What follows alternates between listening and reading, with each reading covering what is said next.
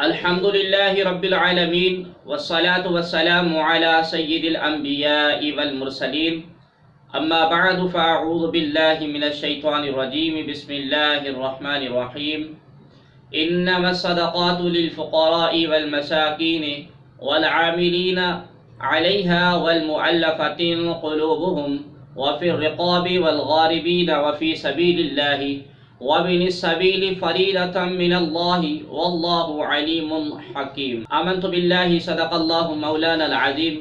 وبلغنا رسوله النبي الكريم الأمين السلام علیکم ورحمۃ اللہ وبرکاتہ۔ ناظرین و سامعین ذی محتشم، آج کی اس مختصر نشست میں ہم آپ کو صدقہ فطر کے متعلق کچھ احادیث طیبہ عرض کریں گے کہ صدقہ فطر کا فضائل اور اس کے احکام آج انشاءاللہ تبارک و تعالی عرض کریں گے۔ ناظرین و سامعین ذی محتشم، اللہ رب العالمین نے اپنے کلام کریم فرقان حمید کے اندر ارشاد فرمایا، انما الصدقات للفقراء والمساکین والعاملین علیہا والمؤلفۃ قلوبہم وفی الرقاب والغارمین وفی سبیل اللہ وابن السبیل فریضۃ من اللہ واللہ علیم حکیم، یعنی بے شک صدقات، زکوٰۃ محض غریبوں اور محتاجوں اور ان کی وصولی پر مقرر کیے گئے کارکنوں اور ایسے لوگوں کے لیے ہے جن کے دلوں میں اسلام کی الفت پیدا کرنا مقصود ہو، اور مزید یہ کہ انسانی گردنوں کو غلامی سے آزاد کرانے میں اور قرض داروں کے بوجھ اتارنے میں اور اللہ کی راہ میں اور مسافروں پر زکوٰۃ کا خرچ کیا جانا حق ہے۔ یہ سب اللہ کی طرف سے فرض کیا گیا ہے، اور اللہ رب العالمین خوب جاننے والا،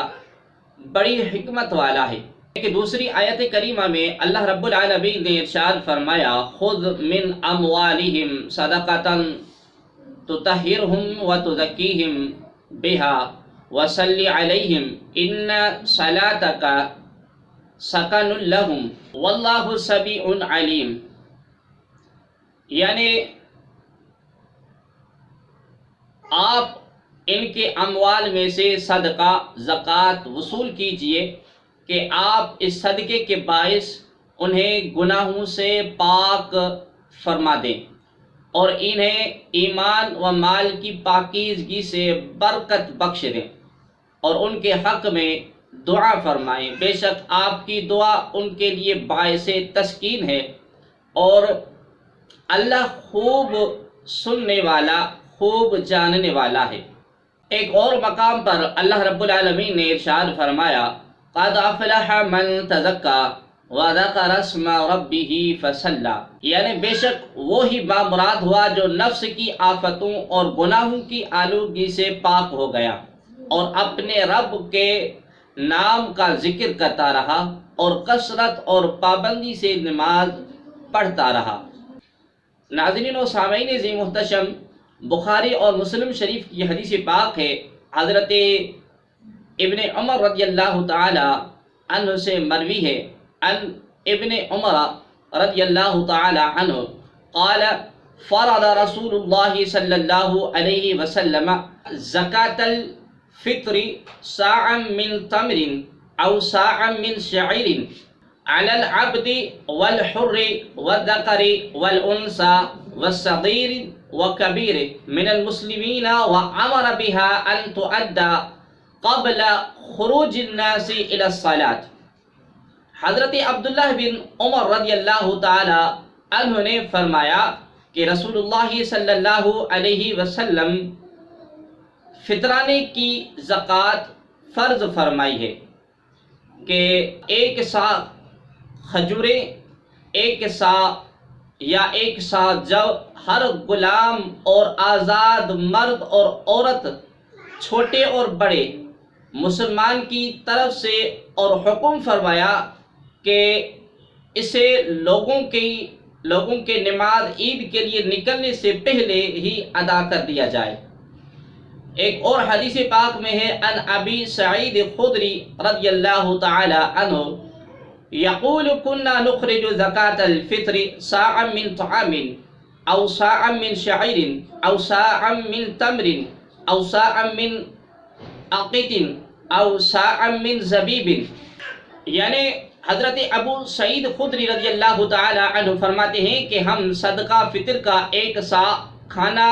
نکالا کرتے، یا ایک سا جو، یا ایک سا کھجورے، یا ایک سا پنیر، یا ایک سا کشمش میں سے۔ ایک اور حدیث پاک میں ہے، حضرت عبداللہ بن عمر رضی اللہ تعالی عنہ روایت کرتے ہیں کہ ان عبداللہ بن عمر ان رسول اللہ صلی اللہ علیہ وسلم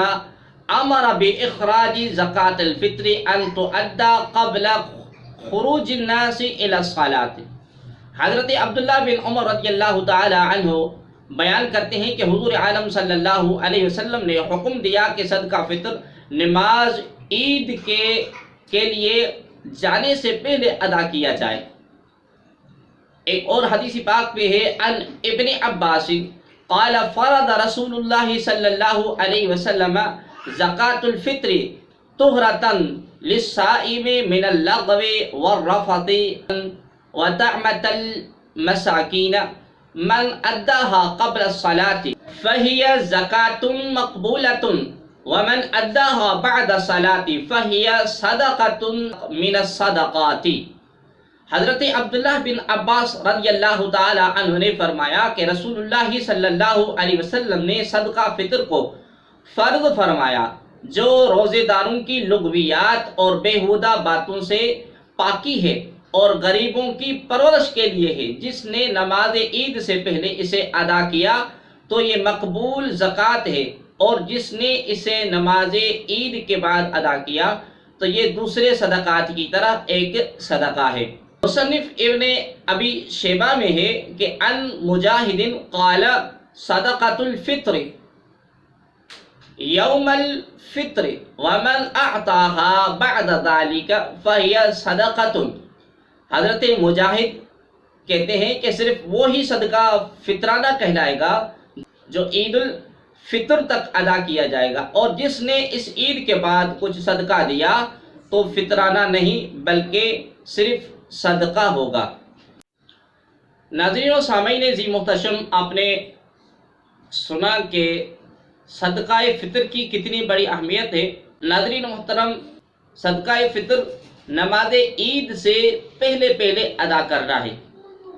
اگر نماز عید سے پہلے کوئی شخص ادا نہیں کر سکتا تو پھر نماز عید کے بعد ادا کرے، اور صدقہ فطر جو ہے یہ عید الفطر کے دن تک ہی ادا کیا جائے گا۔ اگر کسی شخص نے عید الفطر کے بعد ادا کیا تو وہ صدقہ فطر نہیں بلکہ ایک عام صدقہ ہوگا، جیسے کہ حضرت مجاہد رضی اللہ تعالی عنہ نے ارشاد فرمایا ان مجاہد قال صدقۃ الفطر یوم الفطر ومن اعطاها بعد ذلك فهي صدقۃ۔ حضرت مجاہد فرماتے ہیں کہ صرف وہی صدقہ فطرانہ کہلائے گا جو عید الفطر تک ادا کر دیا جائے، اور جس نے اسے اس عید کے بعد کچھ صدقہ دیا تو فطرانہ نہیں کہلائے گا، صرف وہ صدقہ ہی ہوگا۔ اور صدقہ فطر کس لیے ہے؟ حضرت ابن عباس رضی اللہ تعالی عنہ ارشاد فرماتے ہیں کہ قال فرض رسول اللہ صلی اللہ علیہ وسلم زکاة الفطر طہرة للصائم من اللغو والرفث وطعمة المساکین من اداها قبل الصلاة فهي زکاة مقبولة ومن اداها بعد الصلاة فهي صدقة من الصدقات۔ حضرت عبداللہ بن عباس رضی اللہ تعالی عنہ نے فرمایا کہ رسول اللہ صلی اللہ علیہ وسلم نے صدقہ فطر کو اس لیے فرض فرمایا کہ جو روزے داروں کی لغویات اور بیہودہ باتوں سے پاکی ہے، یعنی کہ یہ صدقہ فطر جو روزے کے دوران ہم لوگوں باتیں کر دیتے ہیں اس کی یہ پاکی ہے، اور غریبوں کی پرورش کے لیے یہ صدقہ فطر ہے۔ کیا نبی عالم صلی اللہ علیہ وسلم کیا ارشاد فرماتے ہیں کہ جس نے نماز عید سے پہلے اسے ادا کیا فَهِيَ زَكَاةٌ مَقْبُولَةٌ، پھر یہ مقبول زکوٰۃ ہے، یعنی کہ مقبول صدقہ ہے، اور جس نے اس نماز عید کے بعد ادا کیا تو وہ دوسری صدقات کی طرح ایک صدقہ ہوگا۔ ناظرین محترم، اللہ تبارک و تعالیٰ سے دعا گو ہے اللہ رب العالمین آپ اور ہمیں نبی عالم صلی اللہ علیہ وسلم کا پکا سچا غلام اور امتی بنائے۔